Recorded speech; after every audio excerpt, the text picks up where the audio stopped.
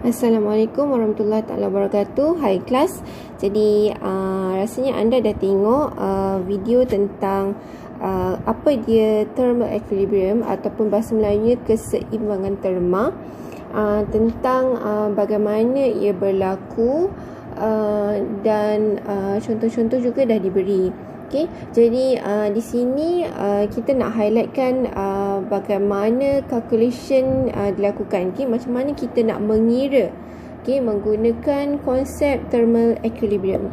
Jadi kita revise balik, tengok balik apa dia thermal equilibrium. Okay, yang ini ambil dari, kalau kita ambil dari internet lah. Kalau yang atas ni, yang ni dia cakap the thermal equilibrium is where the condition under which two substances in physical contact with each other exchange no heat energy. Okey, dia kata kat sini apabila dua bahan bersentuhan, okay, ada physical contact, bersentuhan satu sama lain, sehingga tidak ada lagi berlaku pengaliran haba.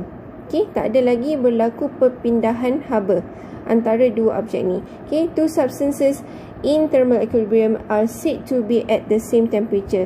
Jadi bila dia dah tak bertukar haba ni, maksudnya kedua-duanya dah mencapai satu suhu yang sama. Okey, dalam ayat yang lebih teratur saya dah sediakan dekat bawah ni, dalam bahasa Melayu, keseimbangan terma berlaku apabila dua objek yang berlainan suhu bersentuhan. So berlainan suhu ni maksudnya mesti ada satu objek yang suhu dia lebih tinggi, satu lagi suhu dia lebih rendah. Okey, haba, bila dua benda ni, dua objek ni bersentuhan, haba dari objek bersuhu tinggi akan mengalir kepada objek yang bersuhu lebih rendah. Proses ini adalah semula jadi. Okay?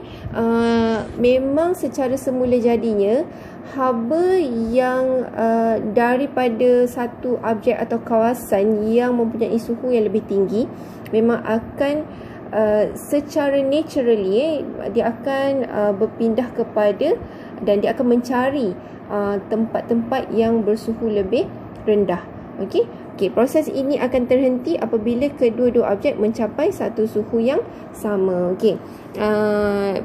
Pengaliran haba ni akan automatically berhenti, okey, apabila dua-dua permukaan yang bersentuhan ni mencapai satu suhu yang sama. Kalau tadi satu panas, satu sejuk, okey, yang panas suhunya akan berkurang, yang sejuk suhunya akan bertambah, sehinggalah kedua-dua ni mencapai satu suhu yang sama. Okey, konsep ini yang kita akan guna untuk kita buat pengiraan. Okey, katalah kita ada contoh seperti yang ada di skrin sekarang. Example 1, soalan menyatakan 15 gram piece of aluminium. Okey, lepas tu dia bagi C. C tu kita dah pernah belajar sebelum ni. Itu adalah dia punya specific heat capacity of aluminium. Dan nilai itu diberi is at 75 degrees Celsius. Jadi ini adalah dia punya initial temperature. It is placed in a beaker that contains 42 grams of 17 degrees Celsius of water. Jadi sekarang ia melibatkan dua bahan, iaitu aluminium dan juga water, air. Okay. Find the final temperature of the mixture. Okay, carikan. Okay, soalan kat sini dia minta kita carikan berapakah suhu akhir, final temperature bagi campuran ini. Okay, campuran. So macam yang diberitahu tadi, sekarang ia melibatkan dua bahan, iaitu ada aluminium dan juga air. Jadi apa yang kita boleh buat, kita sortkan dulu data ini.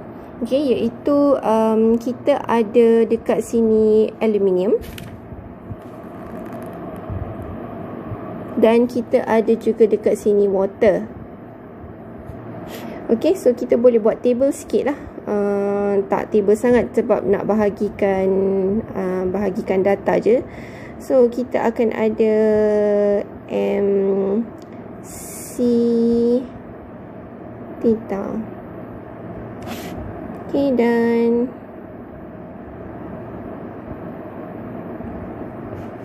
okay, katalah kita ada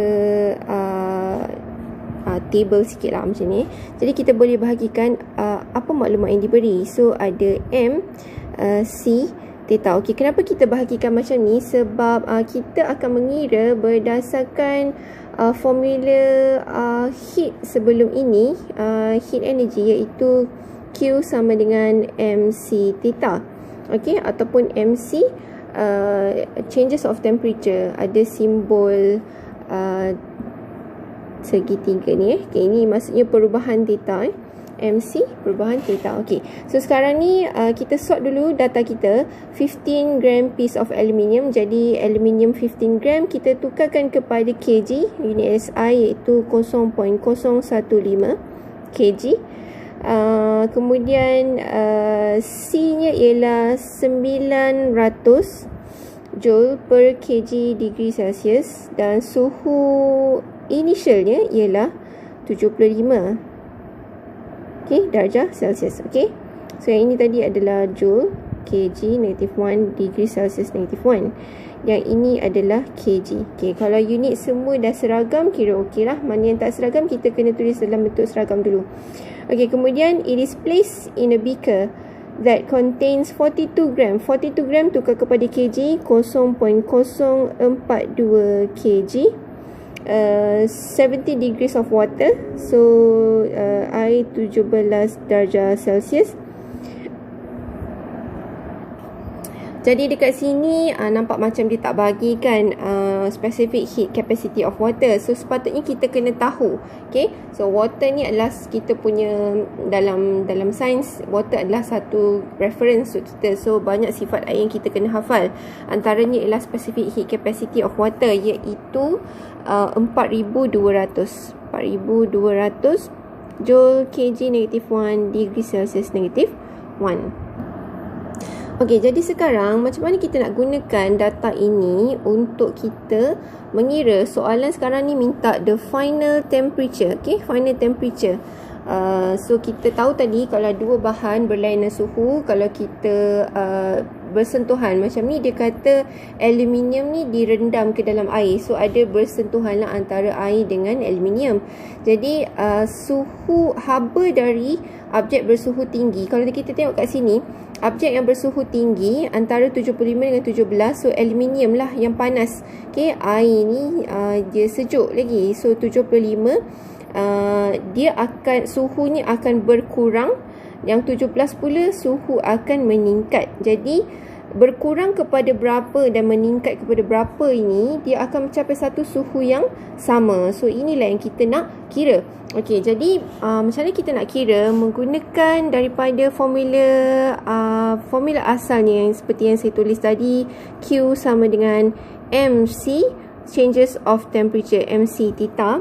Tapi sekarang melibatkan dua bahan dan menggunakan konsep thermal equilibrium, kita akan menggunakan formula Q loss sama dengan Q gain. Yang mana loss ialah objek yang kehilangan haba, Q gain ialah objek yang akan mendapat haba. So kita tengok tadi antara aluminium dan juga air, siapa yang akan hilang haba dan siapa yang akan dapat haba. So yang panas, suhu dia akan turun, bermaksudnya dia yang akan hilang haba. So kat sini kita tengok aluminium akan kehilangan haba, water, air pula akan dapat menyerap haba daripada aluminium. Jadi kita boleh tulis dekat sini yang loss ini ialah aluminium. So Q of aluminium sama dengan yang gain heat ialah water, Q water. So di sebelah kiri untuk aluminium, kita masukkan data-data bagi aluminium tadi menggunakan formula Q sama dengan MC theta. So kita boleh masukkan, kita akan dapat M of aluminium darab dengan C of aluminium darab dengan changes of temperature of aluminium sama dengan, di sebelah kanan kita ada water. So M of water darab specific heat capacity of water darab dengan changes of temperature of water. Lepas tu kita boleh masukkan value dia. kat sini aluminium kita ada M dia 0.015. So 0.015 darab dengan C dia adalah 900. Manakala changes of temperature ni dia akan melibatkan dua suhu, iaitu asalnya 75, dia akan turun kepada satu suhu yang kita tak tahu. So kita letak 75 tolak theta. So boleh letak theta final dekat sini. Okey, sama dengan yang di sebelah kanan kita masukkan data untuk water, iaitu M dia kita ada 0.042 darab dengan C dia 4200 darab dengan changes of temperature. Okey, so sekarang ni untuk water pula dia gain heat. Bila gain heat, suhu dia meningkat. Jadi untuk untuk kita letakkan perubahan suhu ni, kita boleh, dia tak kisah siapa-siapa, tapi kita nak perubahan suhu, maksudnya value dia tak boleh negatif. Okey, kita nak berapa suhu tu berubah. So kita abaikan dia punya positif negatif. Jadi kita akan ambil suhu yang lebih tinggi tolak suhu yang lebih rendah, so that kita akan dapat satu positive value. Okey, kat sini untuk water, suhu final dia kita tak tahu sebab asal dia tadi 17, dia akan naik kepada satu suhu yang kita tak tahu. So kita akan letak theta final, tolak dengan suhu initial dia 17. Lepas tu kita boleh masuk dalam kalkulator lah. Yang ini kita akan dapat 13.5.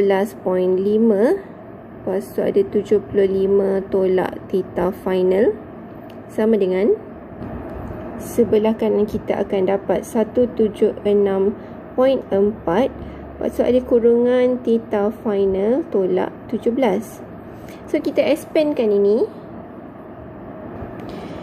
iaitu 13.5 darab 75 dan 13.5 darab dengan theta final. Jadi kat sini kita akan dapat 1012.5. So darab belakang kita akan dapat tolak dengan 13.5 theta final. Okey, sama dengan sebelah kanan kita darabkan, kita akan dapat 176.4 theta final tolak dengan 2998.8. Jadi kita kumpulkan theta final, sebab theta final ni adalah benda yang sama. So kita kumpulkan di satu bahagian. Macam ni saya tengok saya nak yang positif, so saya akan pindahkan yang theta final ni, sebab dia negatif, saya pindahkan dia ke sana supaya dia jadi positif. So yang ini pula negatif, dia akan pindah ke sebelah kiri untuk dia jadi positif. Jadi kat sini saya akan dapat 1012.5 ni kita memang tak ubah. So ini pindah, dia akan jadi tambah dengan 2998.8 sama dengan 176.4 theta final tambah 13.5 theta final. So tekan kalkulator. Sebelah kiri kita akan dapat 4011.3 sama dengan sebelah kanan, sebab dia theta final tambah theta final, so kita boleh tekan kalkulator. Yang ni kita akan dapat 189.9 theta final. Okey, jadi kat sini kita boleh dapatkan theta final lah. So pindahkan 189.9 pindah ke sana, kita akan dapat bahagi. Okey, jadi dekat sini theta final ialah sama dengan 4011.3 bahagi dengan 189.9. So tekan kalkulator, kita akan dapat 21.12 darjah Celsius.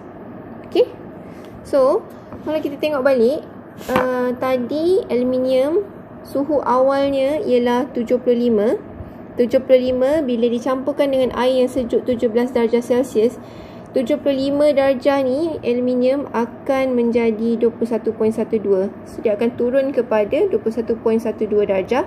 Manakala air 17 darjah Celsius akan naik kepada 21.12 darjah Celsius. Okay, so inilah macam mana kita nak selesaikan problem menggunakan thermal equilibrium concept.